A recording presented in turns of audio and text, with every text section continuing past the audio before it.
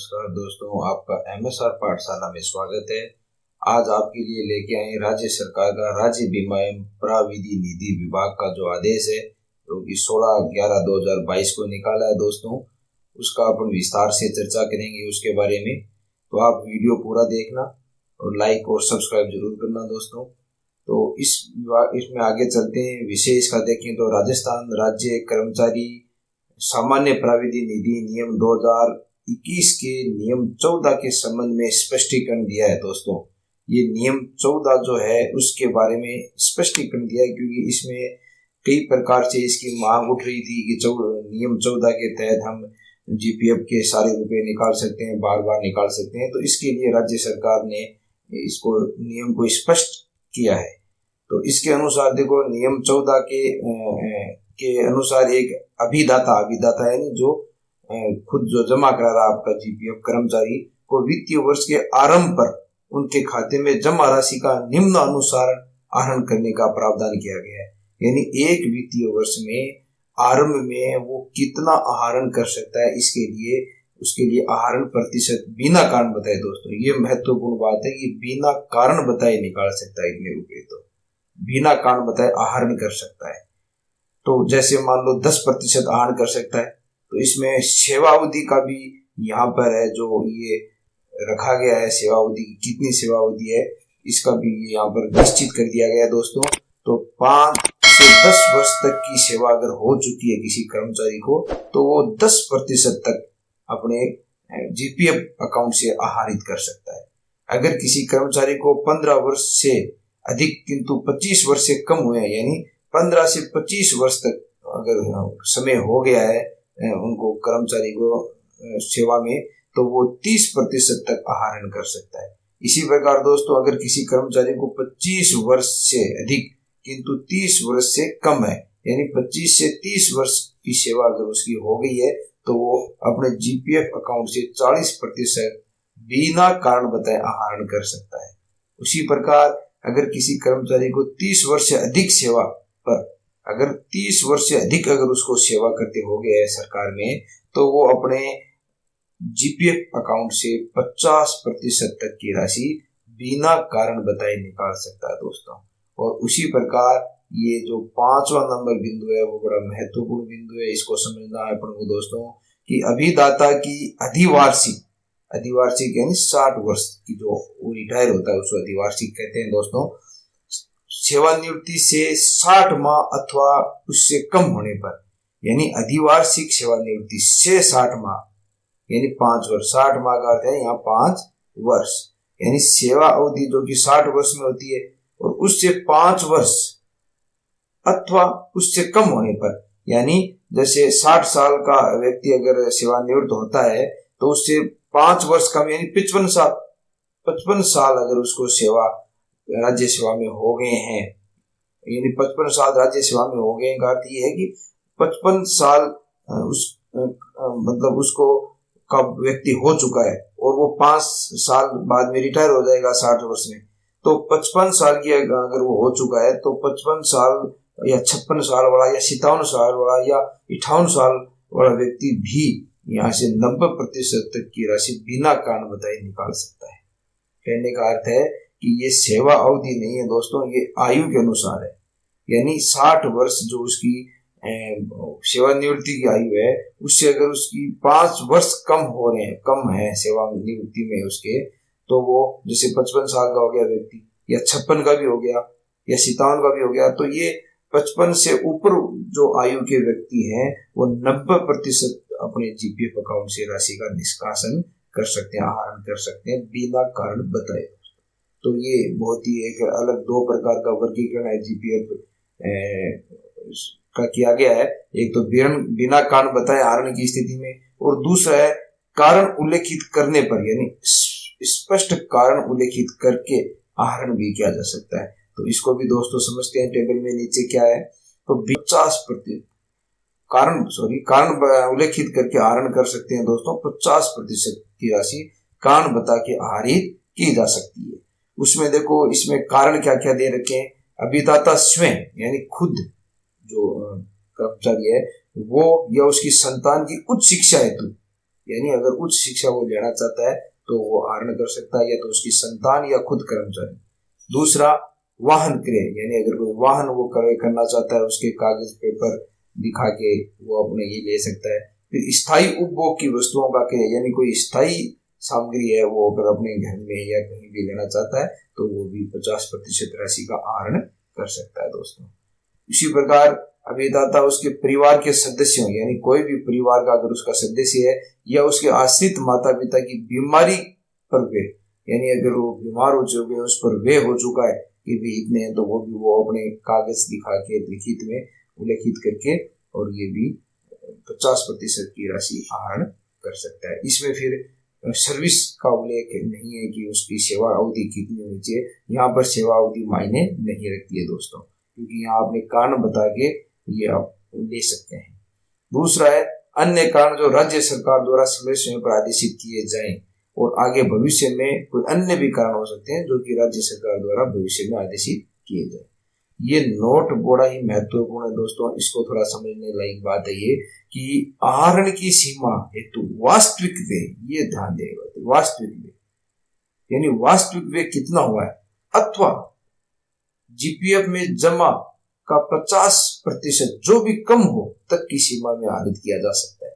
ये यहाँ बाउंडेशन लगा दिए दोस्तों यहाँ पर, ये कि जैसे मान लो किसी कर्मचारी को, इसको अपन यहाँ समझते हैं कि किसी कर्मचारी के खाते में 30 लाख रुपए जमा है, तो 30 लाख का आधा हो गया 15 लाख, तो 50% जीपीएफ आहरण करने की स्थिति में तो वो 15 लाख आहरण कर सकता है। लेकिन मान लो किसी को उच्च शिक्षा के लिए विदेश भेज दिया गया बच्चे को, और उसमें 10 लाख ही रुपए लगे, तो वो 15 लाख रुपए नहीं ले सकता दोस्तों। ये 15 लाख रुपए नहीं ले सकता, वो 10 लाख रुपए ही निकाल सकता है। यानी आप 15 लाख तक ले सकते हो, लेकिन लिखित में आपको 15 लाख तक का इस पे वास्तविक व्यय दिखाना पड़ेगा पहले, फिर वो व्यय दिखा के आप ले सकते हो। वरना आप अगर व्यय आपके पास 15 लाख से कम है तो आपकी राशि कम ही आहरित होगी, 50% आहरित नहीं होगी, यानी 50% तक आहरित नहीं होगी। ये थोड़ी सी इसमें दोस्तों शर्त लगाई है जो नोट डाल के सरकार ने। उसी प्रकार 75% राशि भी आहरित की जा सकती है 2 नंबर बिंदु में दोस्तों। लेकिन 75% राशि आहरित करने के लिए भी जो इसने टर्म्स और कंडीशन रखी गई है वो है कि भवन निर्माण अगर आप कर रहे हो तो, या भूखंड क्रय कर रहे हो तो, या आप आवास क्रय कर रहे हो तो, या फ्लैट क्रय कर रहे हो तो, या निर्मित कर रहे हो, या अधिग्रहण कर रहे हो भवन का, या आवास पुनर्निर्माण कर रहे हो यानी उसका वापस मेंटेनेंस कर रहे हो, या उसका आवास का विस्तार कर रहे हो आप, यानी घर को आगे बढ़ा रहे हो और कमरे बना रहे हो, या परिवर्धन कर रहे हो यानी उसको बड़ा कर रहे हो, कुछ भी। और भूखंड पर भवन निर्माण करना, ये ऐसे यानी निर्माण संबंधी कार्य या प्लॉट लेना संबंधी कार्य या मरम्मत संबंधी कार्य के लिए भी आप ये 75% जीपीएफ से राशि आहरित कर सकते हो। उसी प्रकार अभिदाता की सेवा या उसके पुत्रों व पुत्रियों की सगाई या विवाह हेतु भी आप 50% राशि आहरित कर सकते हो। सगाई विवाह हेतु 75% राशि आप आहरित कर सकते हो। उसी प्रकार अन्य कारण जो कि सरकार समय समय पर आदेशित की जाएगी तो उसका भी यहाँ पर आप अगर कोई अन्य कारण भी दे 75% राशि आहरण करने तो उसको भी इसमें जोड़ दिया जाएगा। फिर है दोस्तों यहाँ पर जो महत्वपूर्ण बात यह है कि वित्तीय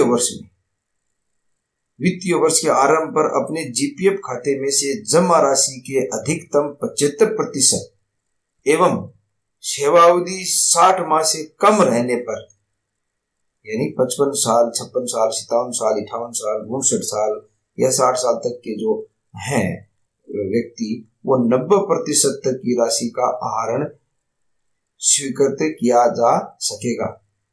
उक्त सीमा तक राशि का आहरण एक मुश्त, या तो आप एक साथ ले सकते हो जो भी राशि बनती है, या एक से अधिक बार भी अभिदाता कर सकता है। यानी एक या तो ये राशि जो भी 90% है जीपीएफ की, जो कि 55 साल से ऊपर वाले व्यक्ति हैं वो ले सकते हैं, और जो अन्य है वो 75% तक की राशि ले सकते हैं कारण बता के। तो ये राशि दोस्तों या तो आप एक मुश्त ले सकते हो, एक साथ ले सकते हो, या टुकड़ों में भी ले सकते हो, 1, 2, 3, 4 बार में किसी एक वित्तीय वर्ष में आप ले सकते हो। लेकिन जो यहाँ पर जो बिंदु नंबर 14 की जो लोग व्याख्या करके पूछ रहे हैं कि विभाग द्वारा नियम 14 की उपयुक्त व्याख्या के विपरीत कतिपय अंशदाताओं द्वारा यह मांग की जा रही है कि वर्ष के आरंभ में जो उपलब्ध राशि के विरुद्ध अभिदाता चाहे जितनी बार आवेदन करे उसे हर बार 75 या 90% राशि आहरण स्वीकृत किया जाना चाहिए। तो ये थोड़ा पॉसिबल नहीं है। इसके लिए विभाग ने कहा है कि यदि ऐसा किया जाए तो कोई भी अभिदाता या कर्मचारी एक वर्ष में ही विगत वर्ष तक यानी जितने वर्ष उसने राशि जीपीएफ में जमा की है एक वर्ष में ही निकाल सकता है। कैसे दोस्तों, इसको देखो, इस नियम से समझते हैं कि मान लो किसी के खाते में 10 लाख रुपए जीपीएफ में पड़े, ये तो पढ़ने मिनिमम माने, अगर 75% राशि उसकी निकाली जाए एक वित्तीय वर्ष में तो ये 7.5 लाख रुपए निकल जाएंगे, तो कर्मचारी के खाते में 2.5 लाख रुपए बच रहेंगे। और अगर किसी के 90% राशि निकाल ली जाए 55 साल से ऊपर तो उसने 9 लाख रुपए निकाल लिए दोस्तों, 90% यानी, तो फिर उसके खाते में 1 लाख रुपए शेष रहेंगे। 9 लाख रुपए निकाल लिए, 9 लाख रुपए लगा लिए तो शेष 1 लाख बचे। फिर 1 लाख के और 90% निकाल लिए। इस नियम के अनुसार जो लोग मांग कर रहे हैं कर्मचारी, उसके हिसाब से 75 या 90% आहरण स्वीकृति दिया जाना चाहिए। जितने बचे उसका 90% निकालें तो ये वापस 90,000 निकल जाएंगे, तो 10,000 बचेंगे। और फिर 10,000 का 90% निकाल लेंगे तो यहाँ पर 1,000 ही बचेंगे। 9,000 निकालिए तो 1,000 बचेंगे, और 1,000 का दोबारा 90% निकालेंगे तो 900 निकाल लेंगे और 100 रुपए बचेंगे। इस प्रकार अपन देखते हैं कि ये 1 बार निकाला, 2 बार निकाला, 3 बार निकाला, 4 बार में भी पूरे 10 लाख रुपए कर्मचारी निकाल सकता है, और एक वित्तीय वर्ष में उसके खाते में 100 रुपए शेष रहेंगे। इस प्रकार 55 वर्ष का कर्मचारी अगर 55 का होने के बाद में अगर वो निकालने लगे तो 56 वर्ष तक तो वो जीपीएफ खाता अपना शून्य कर सकता है। इसलिए विभाग ने ये जो फैसिलिटी है वो नहीं दी है दोस्तों, कि कर्मचारी के भविष्य के लिए, ताकि उसके लिए फायदेमंद रहे, वो एक साथ अपना खाता जो जीपीएफ खाली नहीं करे। अतः राज्य सरकार कर्मचारी सामान्य प्रतिनिधि नियम 2021 में नियम 20 में नियमों के निर्वचन के संबंध में यदि कोई संदेह उत्पन्न होता है, अगर इसमें नियमों को कोई संदेह उत्पन्न होता है कि नियम वो नहीं मान रहा है, तो इस प्रकरण को वित्त विभाग को निर्णय हेतु भिजवा दिया जाएगा। इसलिए दोस्तों इन नियमों की पालना कीजिए। यह भी उल्लेखित है कि यदि वित्तीय वर्ष में आरंभिक शेष पर अधिकतम आहरण की सीमा नहीं रखी जाती है तो अभिदाता द्वारा बार बार आहरण किया जाएगा, जिससे एक और तो अभिदाता के जीपीएफ खाते में अत्यंत न्यून राशि अवशेष रह जाएगी, एवं बार बार आहरण किए जाने पर अनेक भुगतान डेबिट प्राप्त होने से रिकॉर्ड संधान में कठिनाई उत्पन्न होगी। यानी न्यून राशि रह जाएगी दोस्तों, 100 ही रह जाएगी 4 बार में, अगर 10 लाख रुपए हैं तो। इसलिए सरकार ने ये नियम लगाए कि 75% राशि एक वित्तीय वर्ष में एक बार आप 75% राशि आहरित कर सकते हो और 90% राशि आहरित कर सकते हो। ये नहीं कि एक वित्तीय वर्ष में आपने एक बार 90 निकाल ली, शेष बची है उसकी वापस 90 निकाल ली, वापस शेष बची उसकी वापस 90 निकाल ली। ऐसे तो एक वित्तीय वर्ष में आप अपने खाते को जीपीएफ खाते में सारे रुपए निकाल सकते हो। सरकार ये नहीं चाहती, इसलिए सरकार ने ये नियम निकाले दोस्तों। इसकी पालना आपने को करनी होगी। और राज्य कर्मचारी हैं, धन्यवाद दोस्तों, मैंने समझाने की पूरी कोशिश की है। मुझे लगता है आपको अच्छी तरह से समझ में आ गया है। धन्यवाद दोस्तों, आपका प्रिय दोस्त महीप सिंह राठौर।